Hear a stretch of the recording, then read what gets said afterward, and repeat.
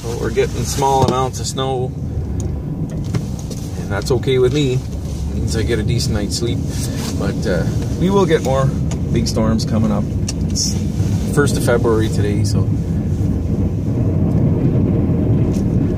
17th of February last year, that's 2016, we had a monstrous snowfall. It was 52 or 53 centimeters, which is, well, just think of 30 centimeters as a foot, so it was almost 2 feet. So 20, 22, 21 inches of snow, and it all fell within 12 to 13, 14 hours.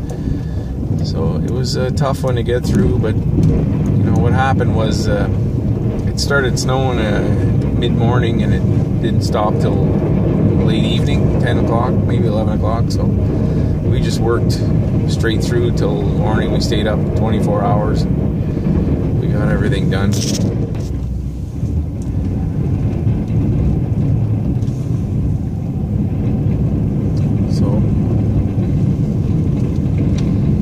nice easy day today. Cold though.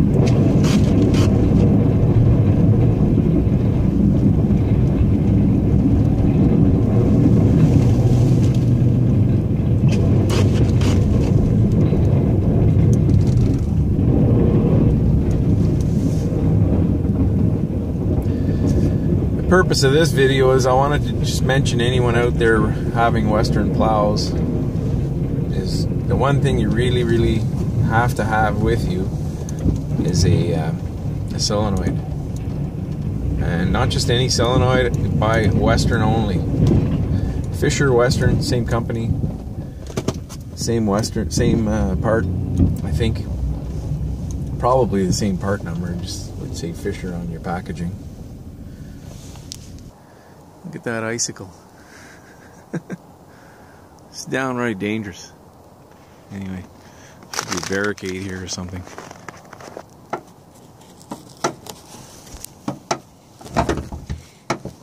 Come on. There we go. So right here, I mounted this little metal bar across. It's bolted on one bolt there for the rad. And that's the Western solenoid that I have there.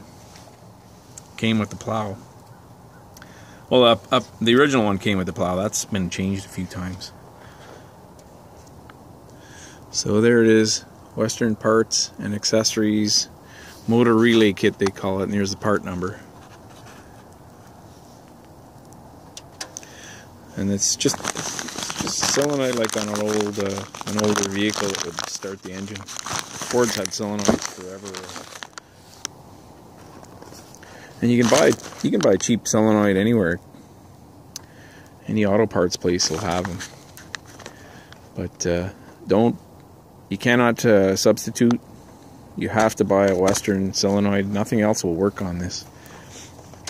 And it's the one thing I'll always have in my truck is a Western solenoid for this plow. You won't get through your day. If once that solenoid goes, you're dead in the water. You can't use your plow anymore.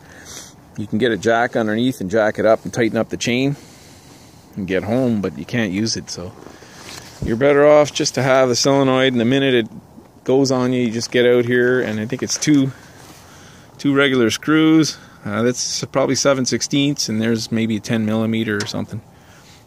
So pretty simple to change all that, and it doesn't take very long. Wherever you are, I just do it right where I am, and you're back in business again. So you're gonna have to change it anyway, so you might as well do it right where you are. I have another video on what tools I bring with me. I always have with me, and here's something else. It's a must-have for a snowplow guy anyway. Is a chain, and it's got 2 grab hooks. I just bought this thing. I used it once, and it's already starting to rust. So I should have got a zinc-plated one, but it comes with 2 grab hooks, which I don't like. So I bought this, and I'm gonna swap that for one of these.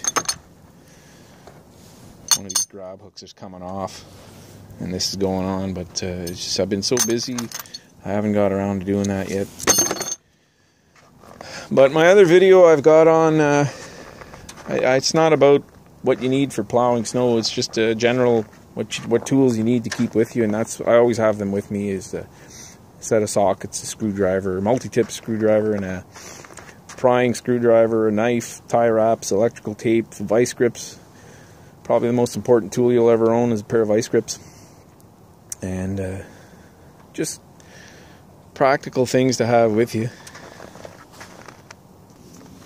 Okay, that's done. Installed. 3/8 chain is probably better. I have a 3/8 chain in my big tractor. 5/16 is a bit small, but pull the truck out of a snowbank, that's all you need. And there's two reasons why you need a hook like this. It's what I call a slip hook, or a lift hook. Most of my equipment has eye bolts, has somewhere you can hook a hook on, like right here. You can hook that on there and lift that.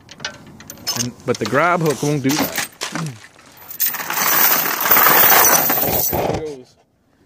See, this grab hook will not hook in there, no matter what you try.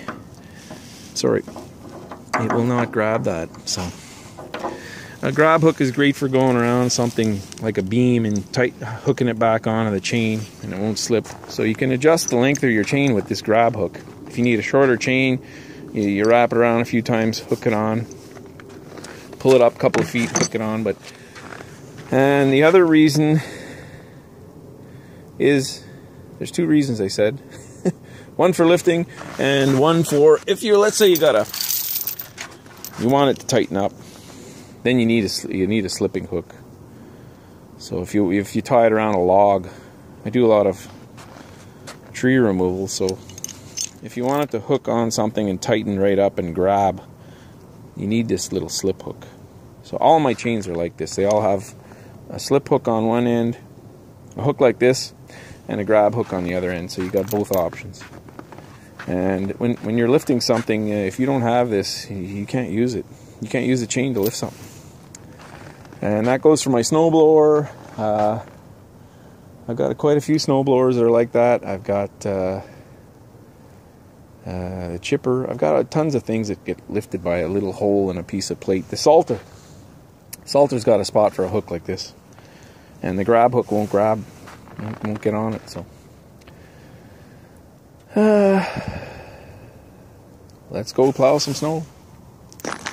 And I really like this little plastic case. You can throw that chain in the truck and it doesn't dirty up the truck. And this thing goes in the glove box.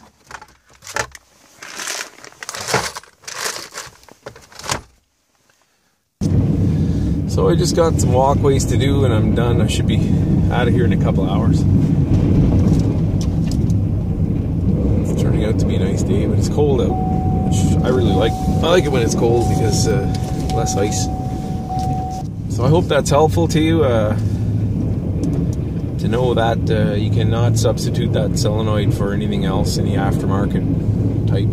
I don't know what Western do when they build those solenoids, but when you think about it, that plow in a snowstorm, it'll go up and down, I don't know, 200, 300, 400 times each time it snows. So, I mean, how often does a solenoid start a car, let's say?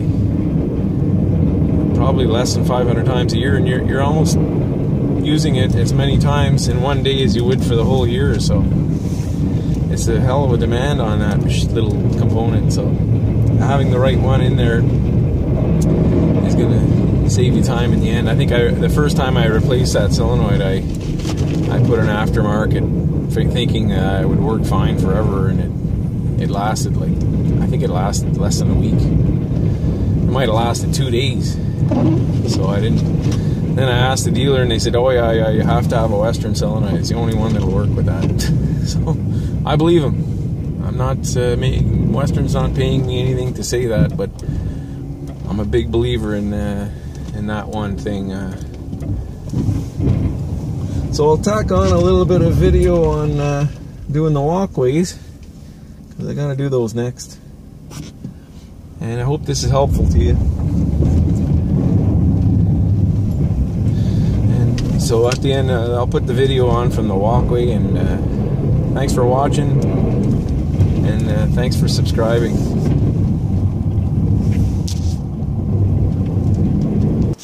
So that's one last thing. That is the motor right there that solenoid runs. So every time you lift or angle the plow, that motor runs. And going down, there's just a little solenoid opens up, allows the oil to flow back into the tank down here. It's all, there's solenoids in behind this plastic cover. And so it runs a lot. That's pretty well the same as a starter motor on an older vehicle.